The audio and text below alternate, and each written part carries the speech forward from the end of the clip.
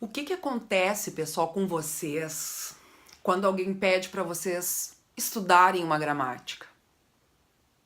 Só imagino, né? Vocês devem adorar, né?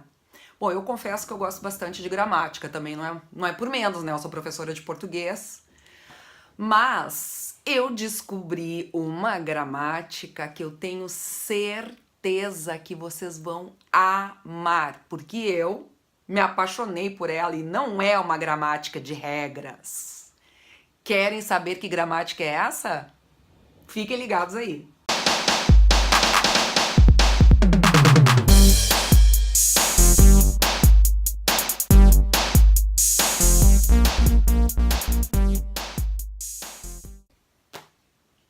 Fala pessoal, eu sou a Cláudia, este é o meu canal, o Casa de Leitura. Para quem não conhece, está chegando aqui. Hoje a gente vai falar sobre uma gramática muito diferente.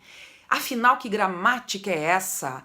Será que a gente pode se divertir com uma gramática? Com certeza, com esta aqui, ó, Gramática da Fantasia de Gianni Rodari. Eu descobri recentemente este livro fazendo parte de um curso de especialização em literatura infanto-juvenil. E foi citado numa das aulas e eu logo fui instigada pelo título, Gramática da Fantasia. Puxa vida, né?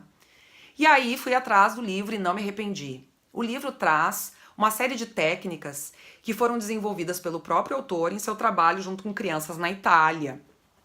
Então assim, ó, quando a gente precisa dar aquela refrigerada porque tá sem ideias, gente, esse livro aqui é fantástico. Não é à toa que no prefácio da edição brasileira, feita pela Ruth Rocha, nossa grande escritora de literatura infantil, ela já dá uma pincelada pra gente de qual é a proposta do livro. Imaginação, criatividade, escola. O que aconteceria se um crocodilo batesse a sua porta pedindo um pouquinho de café? Ah, eu mudei, tá? Não era café, mas era um termo muito desconhecido.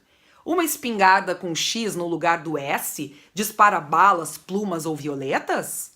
A hora transformada em hora sem H pede demissão do relógio e vai trabalhar na gramática como conjunção ou advérbio. Estas são apenas algumas amostras da riqueza, da criatividade, da fantasia de Gianni Rodari. Olha só quanta coisa legal e maluca já no início. Por isso que eu digo que esse livro ele não é fantástico, ele não é incrível, ele é fantascrível, já entrando no espírito do livro. E aí tem uma citação que eu achei muito legal nesse prefácio que a Ruth Rocha faz, ao autor. Assim, ó, palavras do Rodari. Para mudar a sociedade são necessários homens criativos que saibam usar sua imaginação. Desenvolvamos a criatividade de todos para mudar o mundo.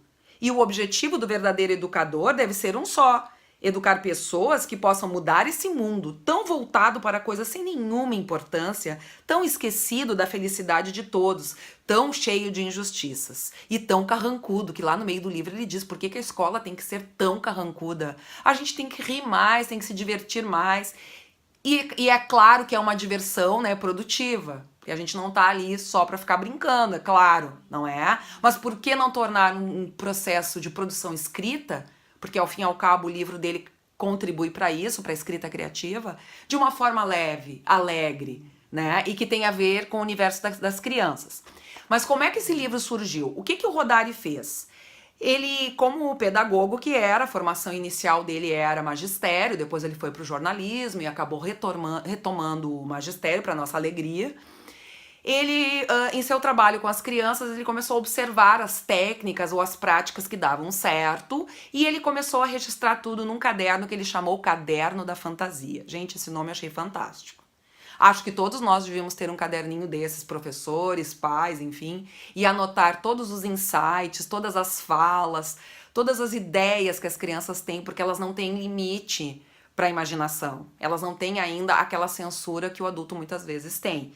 E o Rodari, em sua experiência, em suas práticas em diversas escolas pela Itália, ele começou a registrar então essas práticas e aí depois ele transformou nesse livro aqui. E o mais legal é que ele registra, ele fala sobre cada uma delas, como a gente faz, como aplica.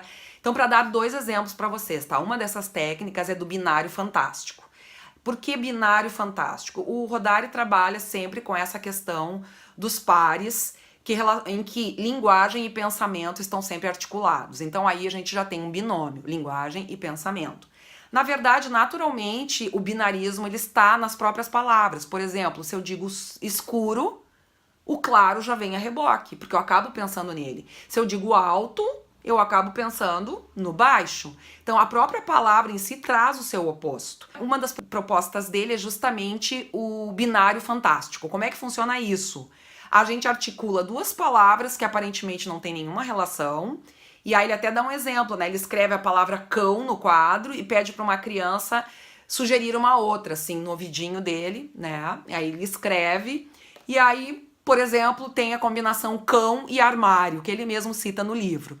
Olha quantas relações a gente pode fazer. O cão com o armário do cão, o cão no armário, e a partir daí surge um enredo para uma história.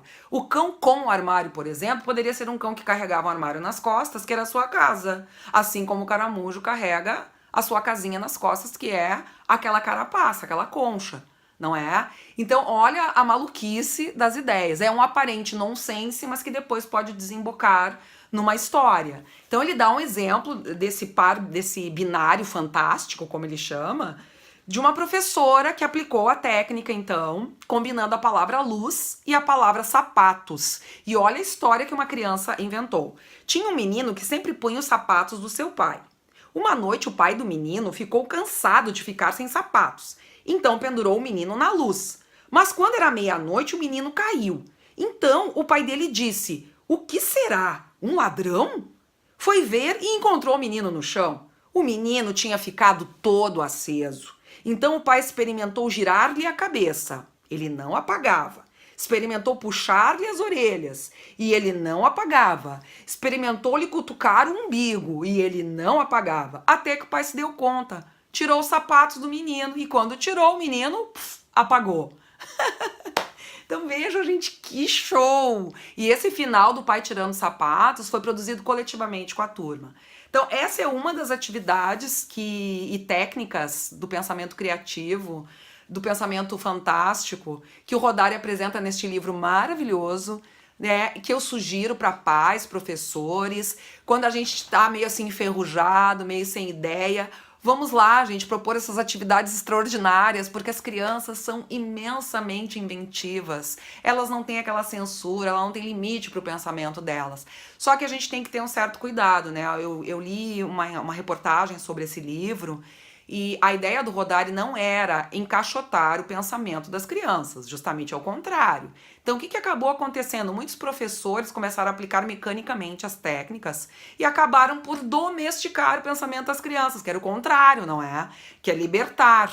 Então, assim, pessoal, essas propostas são algumas sugestões para que cada um de vocês, professores, meus colegas e mesmo os pais, inventem as suas próprias experiências fantásticas, os seus próprios binários fantásticos, criem a sua própria gramática da fantasia em cima dos acontecimentos que estão ao seu redor, na sua vivência com as crianças, com os alunos. Então, pessoal, bora lá, fantasia na gramática, gramática na fantasia, e eu espero que vocês tenham curtido a minha sugestão de hoje e até o nosso próximo caso de leitura. Beijo grande!